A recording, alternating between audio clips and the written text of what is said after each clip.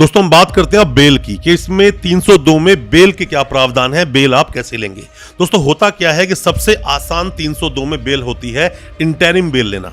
Interim bell क्या है? Interim bell की आपके घर परिवार में मान लीजिए कोई भी इंसान जो एक्यूज है, जेल में बंद है, 2 3 4 साल हो गए उसको जेल में बंद है, या फिर 6 महीने से ही अभी वो जेल में बंद है मान लीजिए। अब वो इंसान जो बंद है उसकी वाइफ की डिलीवरी है, मतलब उसकी वाइफ प्रेग्नेंट है, अभी उसकी डिलीवरी होने वाली है, तो उसको इंटरिम बेल मिल जाएगी। 1 महीना 2 महीना 3 महीना डिपेंड करता है वो क्या कंडीशन है उसके अनुसार। हालांकि वो इंटरिम बेल बाद में बढ़ाई भी जा सकती है, या उस व्यक्ति के घर में किसी की डेथ हो गई या फिर सीरियसली किसी का ऑपरेशन होता है, ऐसे मामलों में इंटरिम बेल लेना आसान होता है 302 जैसे मामलों में जिसमें किसी की हत्या कर दी गई है।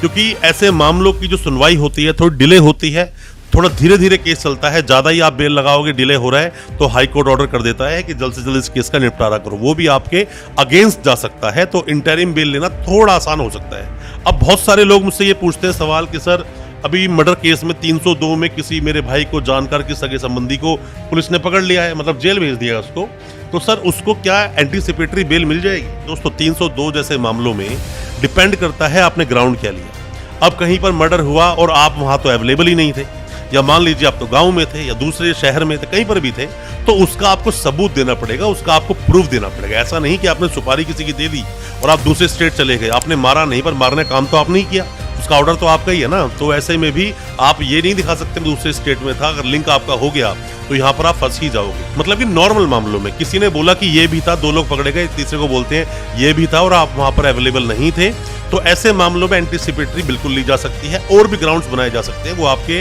वकील साहब पर डिपेंड करता है कैसे वो ग्राउंड बना रहे हैं। क्योंकि हम जब भी कोई बेल लगाते हैं तो हम पहले केस को पूरा पढ़ते हैं, जाके एक्यूज से जेल में मिलते हैं, तभी उस चीज के बारे में पूरी जानकारी मिल पाती है। ऐसे ही बेल लगाना हमेशा गलत होता है, बेल डिसमिस हो जाएगी। एंटीसिपेटरी बेल बहुत ही स्ट्रॉन्ग ग्राउंड पे मिलेगी, वरना आपको नहीं मिलेगी। हालांकि दोस्तों आपको एक बात और ढंग से पता होनी ही चाहिए, फिर चाहे इंटरिम बेल पे जाएं, एंटीसिपेटरी बेल पे जाएं, फिर आप रेगुलर बेल पे ही क्यों ना जाएं। आप सोचे सेशंस कोर्ट में बेल लगाई और बेल हमारी नहीं हुई, आगे बेल होगी भी नहीं, ऐसा नहीं है दोस्तों, डिपेंड करता है। ऐसे मामलों में जो सीरियस मामले होते हैं, मैं मर्डर की बात नहीं करता, मैं पॉक्सो की, एनडीपीएस की, रेप जैसे केसेस जो हम केसेस फाइट करते हैं, अक्सर ऐसा देखा जाता है कि बेल नीचे जो कोर्ट होते हैं, सेशंस कोर्ट, वहां से बेल डिसमिस हो जाती है, तो हाई कोर्ट सुप्रीम कोर्ट जाने के बाद आपकी बेल हो भी जाती है। तो आपको फाइट तो दोस्तों पूरी करनी ही पड़ेगी, बेल आपको बार बार लगानी पड़ेगी। ऐसा थोड़े चांस कम होते हैं कि एक ही बार में आप बेल लगाएंगे और आपकी बेल हो जाएगी। आपको इंतजार करना पड़ सकता है, आपको थोड़ा वेट करना पड़ सकता है, पेशेंस होना बहुत जरूरी है। अब हम बात कर लेते हैं इसके ऊपर कि रेगुलर बेल। कोई इंसान मान लीजिए जेल में है, अब उसको बेल कैसे मिलेगी? चार्जशीट लग गई, सर अब तो हमारी बेल हो ही जाएगी, सर इन्वेस्टिगेशन पूरी हो गई, अब तो हमारी बेल हो ही जाएगी, सर अब तो मेरे चार्ज फ्रेम होने वाले हैं और सर मुझे तो 6 महीने हो गए, 1 साल हो गया, अब तो मेरी बेल हो ही जाएगी। ऐसा नहीं होता दोस्तों। आप जिस केस में अंदर हो वो मर्डर केस है, और मर्डर केस बहुत ही सीरियस नेचर का अपराध होता है। इसमें काफी कुछ देखा जाता है कि मतलब अगर आप बाहर आ गए, लोग तो इंटरिम पर बाहर आने के बाद भी जो स्टेटमेंट जिनको देनी है, जो गवाह है, जो विटनेस है, उन्हें धमकाना शुरू कर देते हैं, पुलिस से साठगांठ शुरू कर देते हैं। तो ऐसे में कोर्ट भी स्ट्रिक्ट होता है, देखना पड़ता है सब चीजों को। अब यहाँ पर चार्जेस फ्रेम हो गए और जो मटेरियल विटनेस है उनकी स्टेटमेंट हो गई, या मेन जो आई विटनेस है उसकी गवाही हो गई। कौन होता है आई विटनेस, कौन होता है हियर से विटनेस, कौन होता है, मतलब कौन कौन से एविडेंसेस होते हैं, इन सब पर भी वीडियो बहुत जल्दी आपको हमारे चैनल पे मिलेगी, उसका आप इंतजार करना।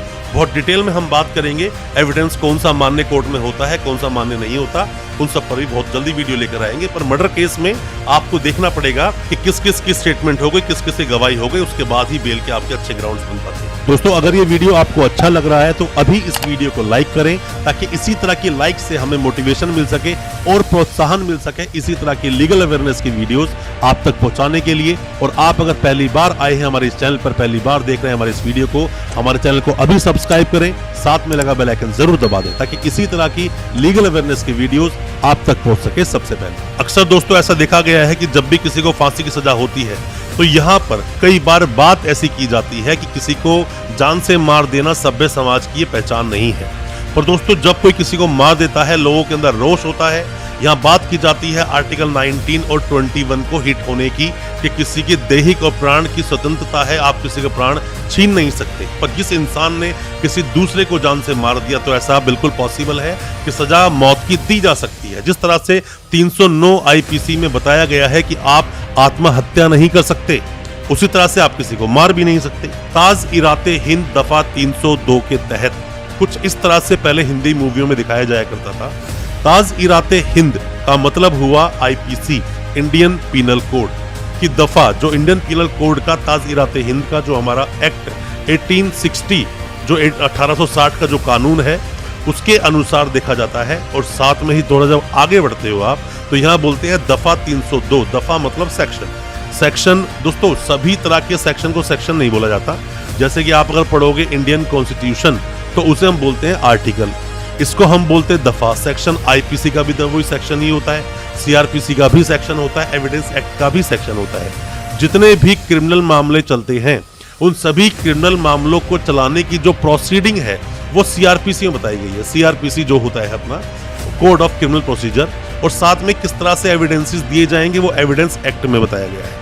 अब हम बात कर लेते हैं दोस्तों कि जो मर्डर का मामला है वो 3 तरह से क्यों बांटा गया है। दोस्तों बोलते हैं कि जो 299 है, सबसे पहले 299 को आप समझ लीजिए। 299 बोलते हैं कि सर्कमस्टेंसेस चाहे कुछ भी रहे हो पर किसी भी इंसान की जान गई है ऐसे मामले में कल्पेबल होमोसाइड की बात करता है 299। अब दोस्तों कल्पेबल होमोसाइड में अब उसको मारने का, जिस इंसान की मौत हुई, जिसकी हत्या कर दी गई, उसमें अब आपने जान से मारा, जिसको वो जानबूझकर मारा या गलती से मर गया, ये बात की बात है, ट्रायल तय करेगा। बट फिलहाल कोई इंसान मरा है, वही कल्पेबल होमोसाइड में काफी डिटेल में बताया गया है। जब भी मैं वीडियो लेकर आऊंगा कल्पेबल होमोसाइड को तो डिटेल में बताऊंगा आपको। 300 पर और 301 पर भी डिटेल वीडियो हम लोग बनाएंगे, बट अभी मैं आपको शॉर्ट में बता रहा हूँ। 300 का मतलब आईपीसी का मतलब यह है अपराध हुआ है, किसी का मर्डर हुआ है और इरादा उसमें था किसी को मारने का। यह 300। जब भी आप देखो किसी का मर्डर होता है 302 के तहत जब कोई केस दर्ज होता है तो वहां 300 को रेफरेंस माना जाता है कि 300 के बाद ही 302 को बनाया जाता है। 301 बोलता है गैर इरादतन हत्या, किसी को इरादा नहीं था मारने का उस व्यक्ति को पर वो मर गया। गैर इरादतन हत्या के मामले में अगर देखा जाए तो यहाँ पर भी 302 के तहत जब मुकदमा दर्ज होता है तो उसके अंदर भी सजा का जो प्रावधान है वो सेम है। दोस्तों ये जो सजा है, या फिर मैं बोलूँ 302 का जो मामला है किसी को मारने का, कोई इंसान मर जाता है, ये कोई नया नहीं है। अगर आप मामले चीटिंग फॉर्जरी जैसे देखो, जो आईटी एक्ट बन गया 420 में, जो ऑनलाइन फ्रॉड होते हैं, ये बेशक अभी के कानून है, ज्यादा बड़े कानून नहीं है। पॉक्सो एक्ट भी अब जाके आया, पर ये जो मर्डर है, जो लोगों को मारा जाता है, ये अभी की बात नहीं है, कितने हजारों सालों से ही ऐसा चलता आ रहा है और ये चीजें होती हैं। इस पर कानून और स्ट्रिक्ट किए गए आगे जाकर कि अब तो ऐसा होता है कि किसी को आप थप्पड़ भी मार दो तो उस पर भी केस दर्ज हो जाता है। उस पर हालांकि हमने वीडियो अलग से बनाया हुआ है, आप उस वीडियो को देख जरूर लेना। कोई भी किसी तरह का सवाल आपके दिल में दोस्तों मर्डर केस को लेकर सवाल अपने पूछें, कमेंट बॉक्स में जाके हमें सजेस्ट करें, या फिर कुछ जानना चाहते हैं अपने केस को लेकर हमें व्हाट्सएप करें, हम आपको रिप्लाई करेंगे। हो सकता है आपको आपके केस से हम आसानी से निकाल पाए। बहुत बहुत शुक्रिया दोस्तों, धन्यवाद हमारी इस वीडियो के साथ बने रहने के लिए।